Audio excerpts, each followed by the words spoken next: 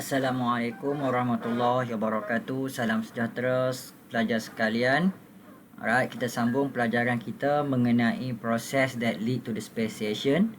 On the previous lesson, kita dah bincangkan mengenai satu perkara penting, iaitu dinamakan sebagai reproductive isolation.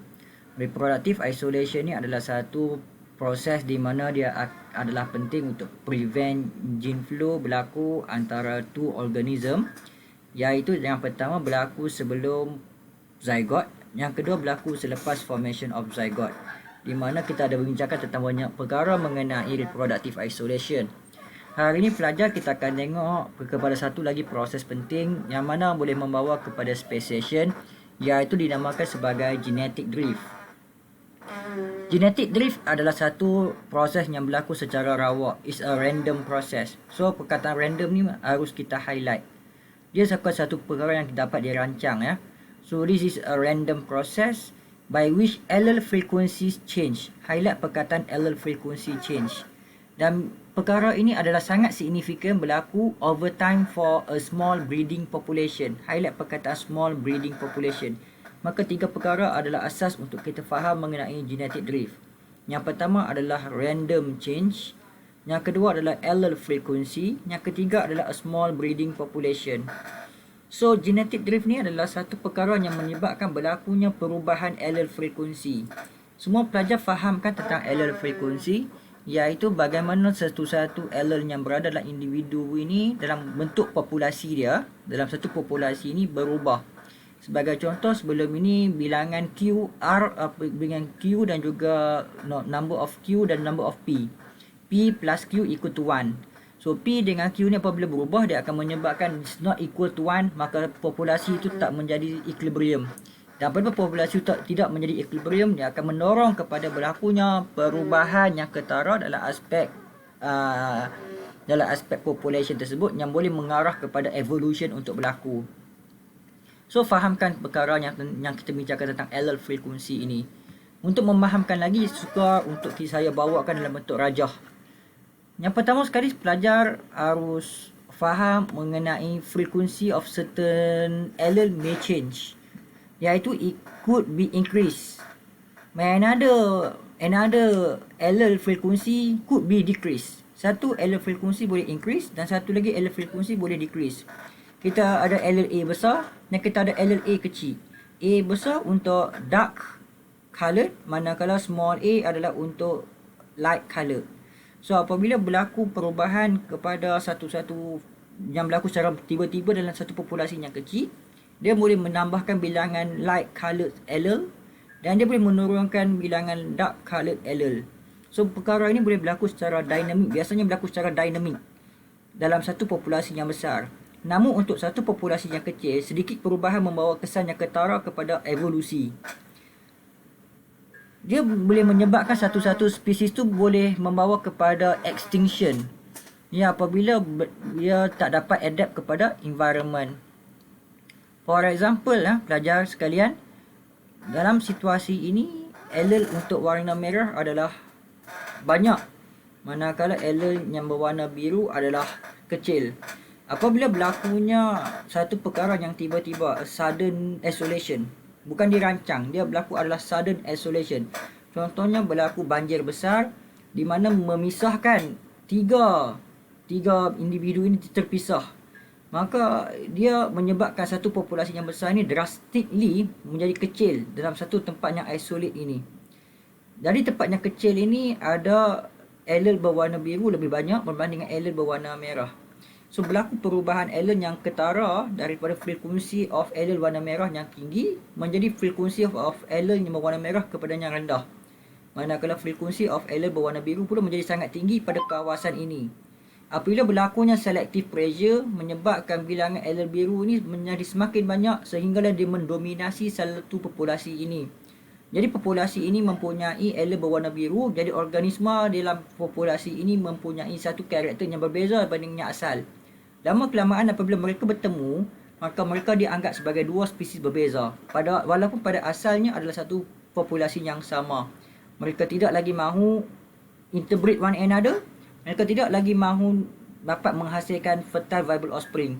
maka merah dan biru ini akan menjadi dua spesies berbeza walaupun pada asalnya berada dalam satu spesies yang sama.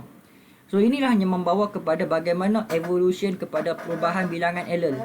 A change in the number of frequency of allele ini lead kepada a speciation berdasarkan konsep genetic drift, iaitu a random change of the allele frequency di mana it occur in a small population size. Ni ya, dia mesti isolate dulu. Untuk genetic drift ini, dia akan dikategorikan kepada dua fenomena asas. Fenomena yang pertama adalah founder principle. Founder principle ini ataupun dipanggil sebagai founder effect ini adalah satu bentuk genetic drift that occur when a few individual become isolate.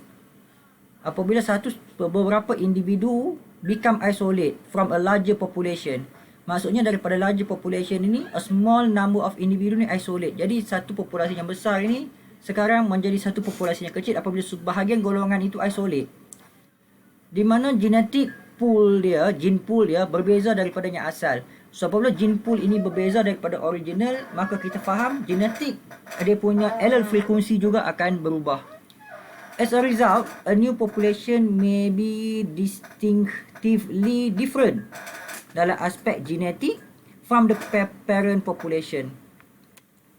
Kita dapat lihat fenomena ini kepada satu situasi yang penting, iaitu bagaimana apabila individu isolate from the parent apabila dia colonize a new location. Ya, ini yang biasanya kita akan lihat dalam aspek spesies-spesies yang mengembara. Member of the small group mate among themselves sahaja. Ya, sebagai contoh, pada asalnya dia berada dalam satu populasi yang besar, merah dan biru ini. Apabila mereka migrate, yang warna merah pergi ke sini ataupun sebahagian lagi pergi ke sini mempunyai banyak warna biru, dan sebahagian ini akan pergi ke tempat baru yang mempunyai banyak warna biru. Jadi kawasan ini akan original macam parent, yang ni akan dominate by the allele berwarna merah saja, dan kawasan ini akan dominated by the organism yang warna biru sahaja. Walaupun pada asalnya mereka ada spesies yang sama, berbeza karakter. Merah, biru, merah, biru. Namun spesies yang sama di sini akan dominated by warna merah. Spesies yang sama akan seimbang seperti asal. Dan spesies yang sama mempunyai berwarna biru yang lebih banyak. So ini adalah small population size. Small population size, small population size dan small population size. Lama kelamaan yang berwarna merah akan kekal dengan karakter merah. Warna biru akan kekal dengan karakter warna biru.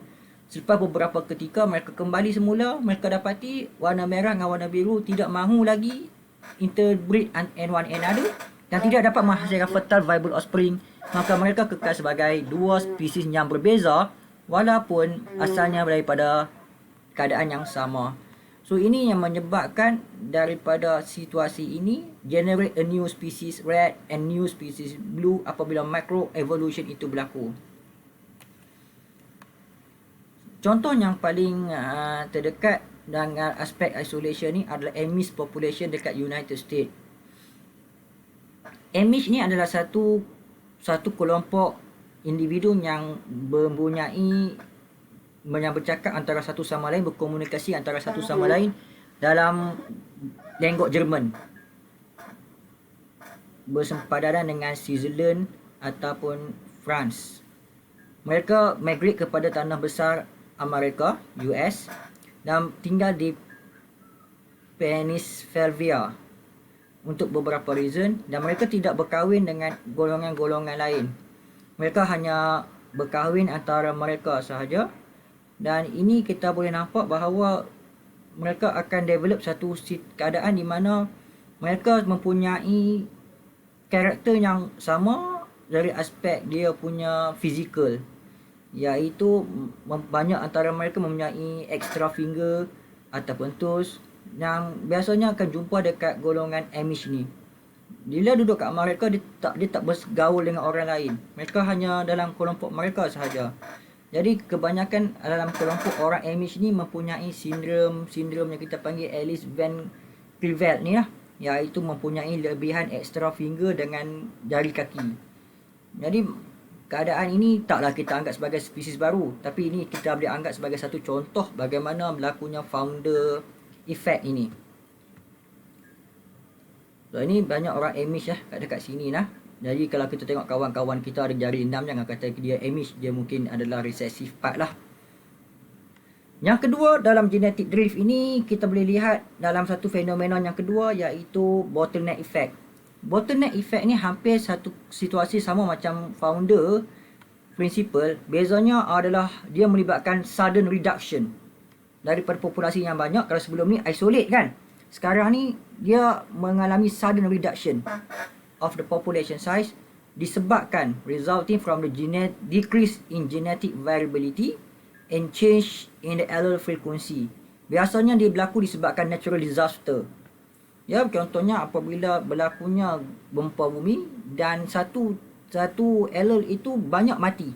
Individu dengan allele tertentu ni banyak yang mati dan daripada populasi yang besar menjadi kecil. Ya, oleh itu populasi yang kecil ini mempunyai karakter yang mungkin berbeza daripada populasi asal. Bottleneck effect ni melibatkan a few individu that contribute the gene to the entire future population. So the gene pool is reduced. It involve many beneficial genes that we eliminate disebabkan bencana alam tadi. Okay, the bottleneck population of the bottleneck also increase in breeding due to the reduce of the gene pool of the possible mate. Biasanya dia melibatkan berlakunya inbreeding apabila satu allele itu dihilangkan akibat daripada bencana alam. So pada fahamnya kita, kalau kamu perhatikan situasi dalam bottleneck effect ni adalah, ini adalah parent population dia seimbang berwarna merah, warna biru dengan warna kuning.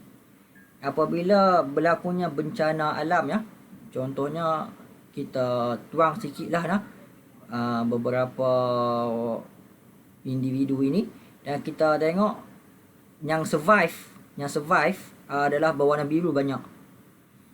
Apabila generasi demi generasi kita dapati bahawa warna biru ini akan membiak dengan lebih banyak dalam generasi baru berbanding dengan warna kuning. So warna biru akan jadi dominate kepada populasi baru ini. So allele biru akan meningkat dan manakala allele kuning akan menurun. Kita akan bercakap tentang allele frekuensi allele frequency of blue color is increased, meanwhile the allele frequency of the yellow color will decrease. So evolution is occur there. Lama kelamaan warna biru ni akan menjadi satu keadaan yang baru. Kalau evolusi itu menghalang kepada gene pool, maka warna biru akan menjadi populasi baru, menjadi spesies baru dalam individu ini. So kita kena faham konsep inilah yang biasanya kita akan fahamkan. So itu saja penerangan berkaitan dengan genetic drift. So assalamualaikum warahmatullahi wabarakatuh dan salam sejahtera pelajar.